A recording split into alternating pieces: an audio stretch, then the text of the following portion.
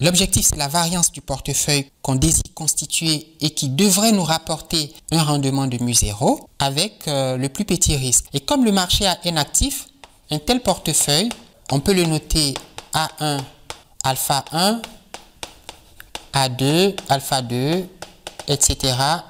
Jusqu'à AN, alpha n, avec la contrainte que alpha 1 plus alpha 2 plus alpha 3, la somme de toutes les parts, de tous les pourcentages, de toutes les fractions de la ressource financière allouée à chaque actif égale à 100% égale à 1. Avec ce portefeuille, on forme le rendement, alpha 1 fois le rendement de A1 plus alpha 2 fois le rendement de l'actif 2, etc. jusqu'à alpha n fois le rendement de l'actif n. Je vais écrire x au lieu de alpha. Donc x1, x2 jusqu'à xn. Et puis x1, x2 jusqu'à xn. Mu p égale à x1 fois mu a, mu a1, pardon, plus x2 fois mu a2, plus xn fois mu an. Et comme mu p doit correspondre à l'objectif, à la cible recherchée par l'investisseur, donc j'aurai ici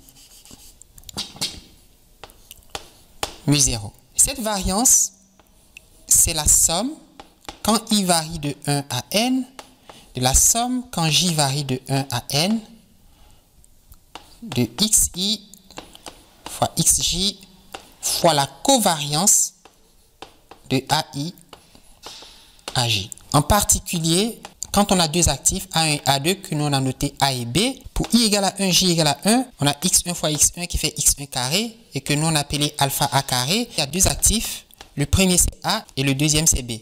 Multiplié par sigma A1 A1, ou sigma AA, la covariance entre un titre et lui-même, c'est sa variance, plus I égale à 1, J égale à 2, donc alpha A fois alpha B fois sigma AB, plus I égale à 2, mais J égale à 1, donc alpha B fois alpha A fois sigma AB, plus I égale à 2, J égale à 2, or 2 c'est B, x2 fois x2, c'est-à-dire alpha B fois alpha B, qui fait alpha B carré, multiplié par sigma B carré.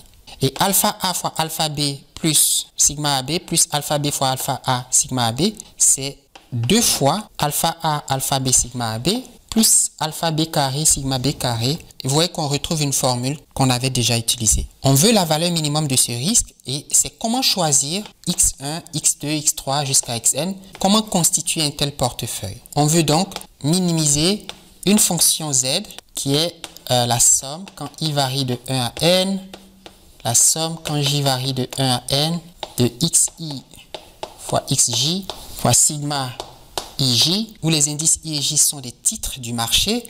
Il y a N titres sur le marché. Optimisation sous contrainte. La première contrainte, c'est que la somme de tous les coefficients doit être égale à 100%. Donc, on a x1 plus x2 plus x3 plus jusqu'à xn égale à 1. La deuxième, c'est l'objectif souhaité, c'est d'atteindre un rendement de mu0. Donc, on veut que x1 fois mu1 plus x2 fois mu2 plus xn fois mu-n soit égal à mu0, où mu0 est fixé.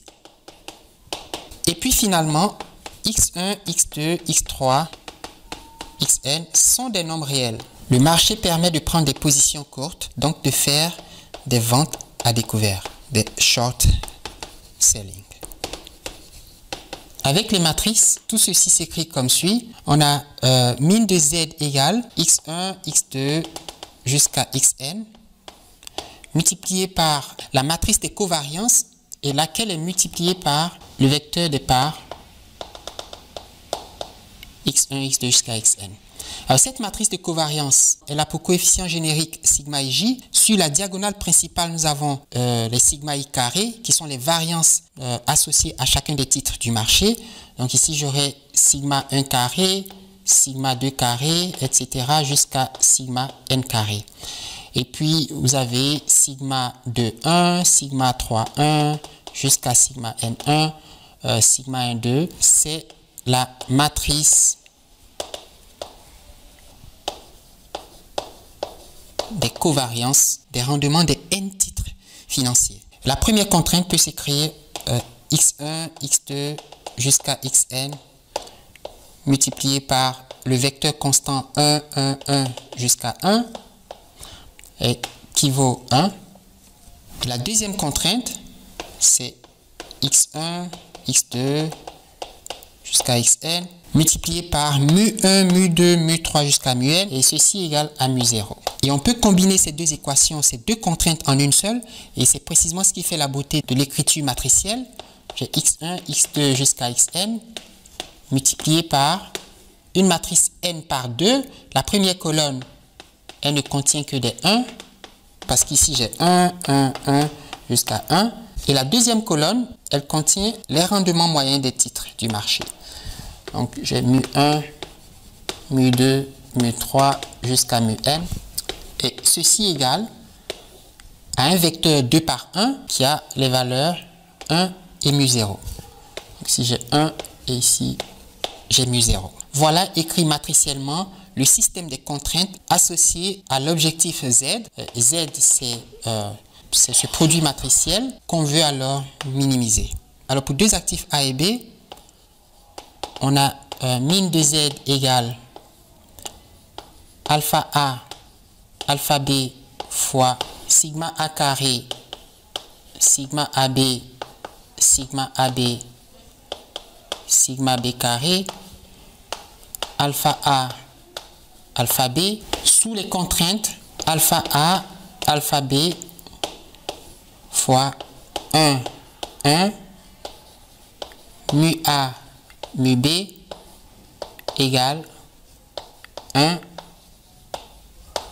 mu0, où mu0 est la cible de l'investisseur par rapport au rendement du portefeuille. Comment résoudre ce problème en général? Donc, comment trouver le vecteur x? Je rappelle que si on a une fonction qui dépend de deux variables et que cette fonction a une contrainte qui dit que g de x1, x2 égale à une certaine valeur, on forme ce qu'on appelle le Lagrangien, qui est une fonction qui dépend des variables x1, x2 et puis d'un paramètre qu'on appelle lambda. Et cette fonction, elle vaut f de x1, x2, qui est l'objectif, ici pour nous ce terme, plus lambda fois c moins g de x1,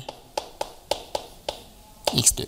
Et on résout le problème d'optimisation en calculant la dérivée partielle du Lagrangien ou de la fonction L par rapport à chacune des variables.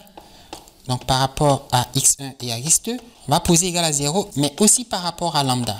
Donc j'ai trois équations avec trois inconnus. Je devrais pouvoir obtenir une solution. Et cette solution, je vais la noter x1 étoile, x2 étoile, et puis lambda étoile. Et ce qui m'intéresse, c'est évidemment x1 étoile et x2 étoile. Donc le cas général, on a la somme de xi pour i allant de 1 à n qui vaut 1, et puis la somme, quand i varie de 1 à n, de mu i xi qui vaut mu0. La fonction L qui dépend de n variables, et puisqu'il y a deux contraintes, donc il y a une contrainte et puis une autre contrainte, donc on va introduire deux paramètres, lambda 1 et lambda 2, chacun associé aux contraintes 1 et 2. xi, xj, sigma et j, plus lambda 1, facteur de 1 moins cette somme,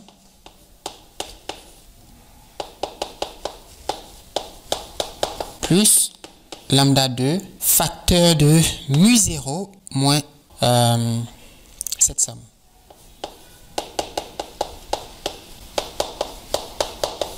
La dérivée partielle de L par rapport à chacune des variables, chacune des inconnues. Donc xi égale à 0, pour i égale à 1, 2 jusqu'à n. La dérivée partielle de L par rapport à lambda 1 égale à 0, et la dérivée partielle de L par rapport à lambda 2 égale à 0. Donc on a n plus 2 équations avec n plus 2 inconnus. On devrait trouver une solution, la solution optimale, qui sera le vecteur x étoile, dont les coordonnées sont x1 étoile, x2 étoile, jusqu'à xn étoile, avec lambda 1 étoile et lambda 2 étoile. Nous allons donner une interprétation de lambda 2. Vous avez trouvé un vecteur x étoile qui vous donne les parts.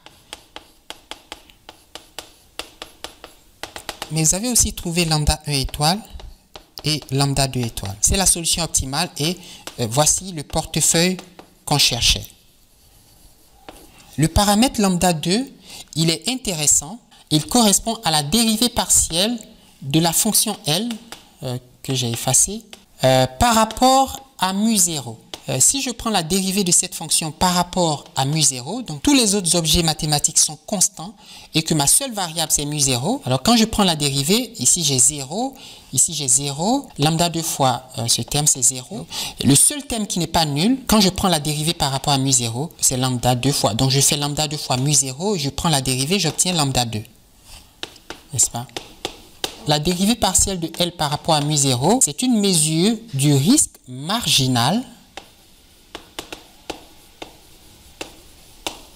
Et ça veut dire de combien va augmenter le risque de mon portefeuille si j'augmente le rendement souhaité d'une unité monétaire. Si je souhaitais un rendement de 12%, par exemple, j'aurais un risque minimal associé au portefeuille qui me donne ce rendement. Et je peux calculer ce risque. Mais si je décide de passer d'un rendement de 12% à un rendement de 13%, donc si j'augmente le rendement souhaité d'une unité, c'est ça la variation marginale, d'1%, alors j'augmente du même coup le risque de mon portefeuille d'une quantité égale à la dérivée partielle de L par rapport à mu0, c'est-à-dire à lambda 2.